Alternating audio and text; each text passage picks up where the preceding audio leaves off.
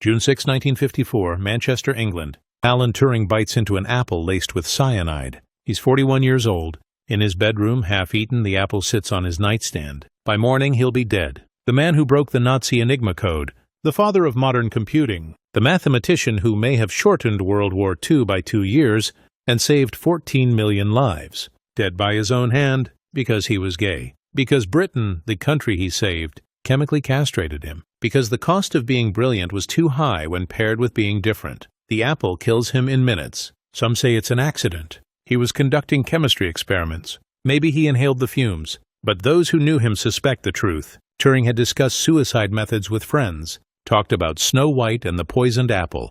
His mother would spend the rest of her life insisting it was an accident, unable to accept what her son had endured. The coroner rules it suicide. The newspapers barely notice. A small obituary. Mathematics professor found dead. No mention of Enigma.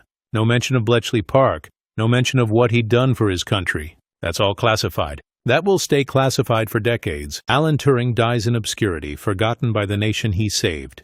Rewind 16 years. September 1938. Turing is 26. He's just returned from Princeton, where he studied under Alonzo Church. He has a PhD in mathematics. He's published a paper that will revolutionize computing, though nobody knows it yet. It's called Uncomputable Numbers, and it describes a theoretical machine that can perform any calculation that can be described by an algorithm. The Turing machine, the conceptual foundation for every computer that will ever exist. But Turing isn't thinking about computers. Europe is sliding toward war. Hitler has annexed Austria. He's threatening Czechoslovakia. British intelligence knows the Germans have a cipher machine called Enigma. Millions of messages flowing through it. Military orders, U-boat coordinates, battle plans. All encrypted. Unbreakable, the Germans think. The government code and cipher school at Bletchley Park needs mathematicians. Brilliant ones, odd ones, people who think differently. Turing is recruited. He shows up in September 1939, days after Britain declares war on Germany. He's wearing a shabby suit. His hair is uncombed. He speaks in tangents. He doesn't make eye contact. By the standards of 1939, he's peculiar, awkward. He chains his coffee mug to the radiator so no one can steal it. He rides his bicycle wearing a gas mask during pollen season because he has hay fever. His colleagues think he's strange, but he can see patterns where others see chaos. He can hold impossibly complex mathematics in his head, and he knows machines. He understands that breaking Enigma isn't just about cryptography. It's about building a machine to fight a machine. Enigma is diabolical, a cipher machine with rotors that scramble letters in billions of possible combinations. Every day at midnight, the Germans change the settings. Every message becomes a fresh puzzle. Polish cryptographers had made progress before the war. They'd built a machine called the bomb to test possible Enigma settings. But the Germans added complexity, more rotors, more variables. The Poles shared what they knew with the British just before Poland fell. It's a starting point. But Enigma has evolved. The bomb isn't enough anymore. Turing goes to work. He designs a new machine, bigger, faster. The British bomb, 8 feet tall. Thousands of rotating drums simulating Enigma rotors, clicking and whirring through combinations. It can test settings in minutes instead of years. The first bomb goes operational in March 1940. It's called Victory. Soon, there are dozens of them, each named after women. Agnes, Barbara, Susan. They run day and night in wooden huts at Bletchley Park, consuming problems and spitting out solutions. But machines aren't enough. You need brilliant minds to guide them. Bletchley Park becomes a magnet for genius. Mathematicians, chess champions, linguists, crossword puzzle experts. The British newspapers run a competition. Solve this fiendish crossword in 12 minutes. The winners get a mysterious invitation. Most have no idea what they're being recruited for. They work in shifts, round the clock. In Hut 8, Turing's team focuses on German naval Enigma. The U-boats are hunting in wolf packs across the Atlantic, sinking merchant ships, starving Britain. If the U-boats win, Britain loses the war. But if Bletchley can read the U-boat messages, the convoys can be rerouted. Ships can avoid the wolf packs. Britain can survive. Turing works obsessively. He barely sleeps. He shows up in rumpled clothes, sometimes the same ones for days. He struggles with small talk but can explain advanced mathematics with startling clarity when he wants to. His colleagues learn to accept his quirks. He's brilliant, difficult, essential. May 1941. The pressure is unbearable. German U-boats are sinking 500,000 tons of Allied shipping every month. The Atlantic convoys are bleeding. Britain is running out of food, fuel, ammunition. Churchill later writes that the only thing that ever truly frightened him during the war was the U-boat peril. Then Bletchley Park gets a break. HMS Bulldog captures U-110 in the North Atlantic. Before the U-boat sinks, British sailors board it and seize everything. Enigma machines, code books, keys for the next month. It's a treasure trove. The Germans don't know the British have it. They think U-110 went down with all hands. Turing and his team use the captured material to break into naval Enigma. Suddenly, they can read U-boat communications. Convoy routes are adjusted. Ships zigzag around wolf packs. The sinking rate drops. The Atlantic convoys survive. By some estimates, breaking Enigma shortens the Battle of the Atlantic by a year, maybe more, but it's a constant race. The Germans keep changing procedures, adding complexity, suspecting their codes might be compromised, but never quite believing it. How could the British break Enigma? It's mathematically impossible. The Germans can't conceive that the British have built machines to fight their machines, that a strange mathematician in a shabby suit has outthought them. Bletchley Park grows to 10,000 people. Vast. Secretive. Everyone signs the Official Secrets Act. Nobody talks about what they do.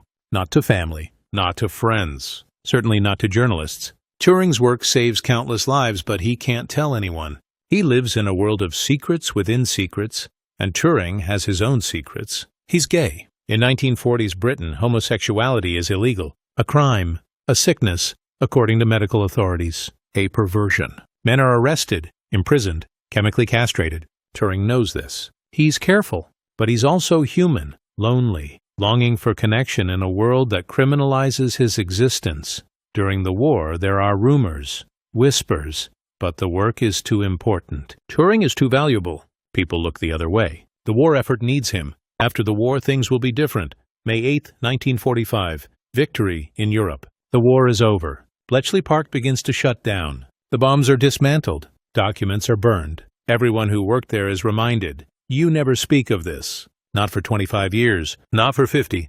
Maybe never. The Official Secrets Act doesn't expire. Turing gets an OBE, Officer of the Order of the British Empire. A decent honor, but quiet. No public recognition. No explanation of why. He can't tell anyone what he did, can't explain why he deserves it. His mother thinks he got it for some minor wartime administrative work. He moves to Manchester, takes a position at the university, starts working on computing again. He's building another machine, the Manchester Mark I, one of the first stored program computers. He's thinking about artificial intelligence. Can machines think? He proposes a test. If you can't tell whether you're talking to a human or a machine, then the machine is intelligent. The Turing test. It will become famous. But in 1950, it's just an odd paper by an odd professor. Turing is 40, single, lonely.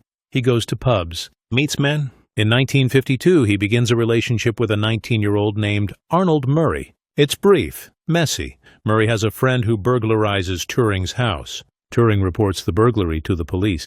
The police investigate. They ask questions. Too many questions.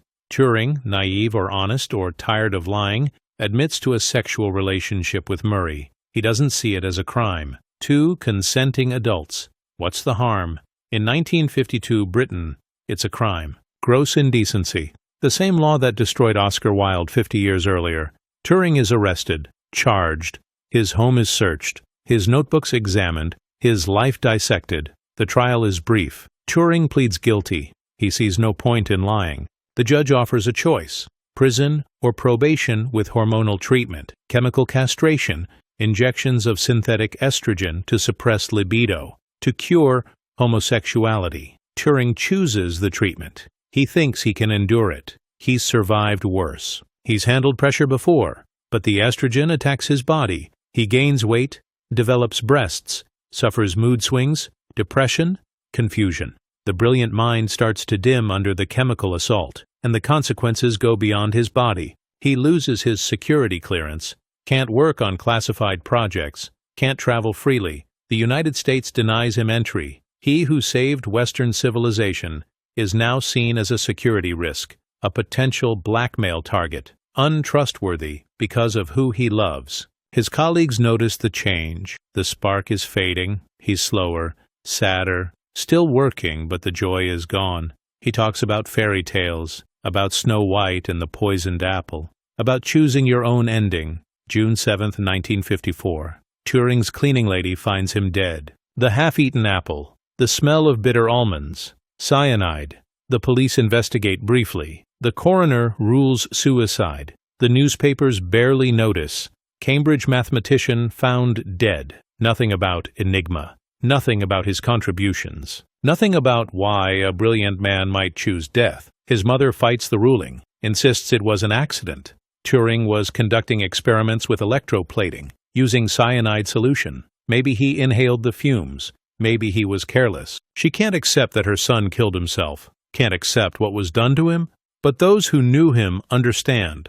The chemical castration broke something inside him. The persecution, the criminalization of his existence, the betrayal by the country he'd saved. He'd endured 2 years of treatment, 2 years of watching his body change, his mind fog, 2 years of being treated as sick, criminal, dangerous. The nation he'd saved had destroyed him. The secrets stay buried. Bletchley Park remains classified until the 1970s. The first detailed accounts don't appear until the 1990s. For decades, Turing is a footnote, a mathematician who contributed to computing. His war work? Classified. His genius? Forgotten. His death? An embarrassing detail best not discussed. But slowly, the truth emerges. Historians piece together the story. Bletchley Park is declassified. Survivors start talking. The bombs. The code-breaking. Turing's pivotal role. The lives saved. The war shortened. Modern historians estimate Bletchley Park's code-breaking shortened World War II by at least 2 years, maybe 4, saved millions of lives, Soviet, British, American, even German lives that would have been lost in those extra years of fighting, the Atlantic convoys that survived because of decrypted U-boat positions, the D-Day landings that succeeded, partly because the Germans were fed false intelligence, their responses read in real time through broken codes. Turing was central to all of it. Not alone, thousands worked at Bletchley Park, but essential. His bomb, his insights, his ability to see patterns in chaos, and Britain repaid him with persecution and death. The injustice becomes impossible to ignore. In 2009, Prime Minister Gordon Brown issues an official apology, calls Turing's treatment appalling. In 2013, Queen Elizabeth II grants Turing a posthumous royal pardon. In 2017, the Turing Law pardons tens of thousands of men convicted